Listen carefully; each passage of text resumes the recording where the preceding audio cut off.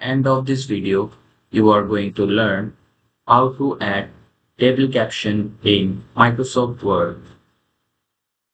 First, select the table, right click on it.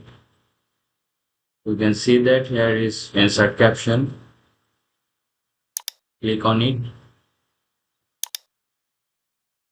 Rename the caption.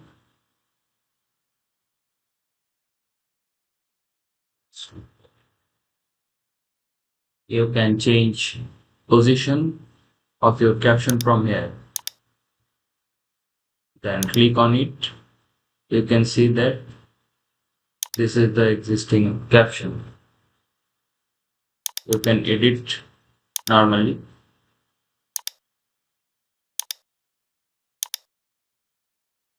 Hope you enjoyed this video. Please subscribe the channel for more new updates.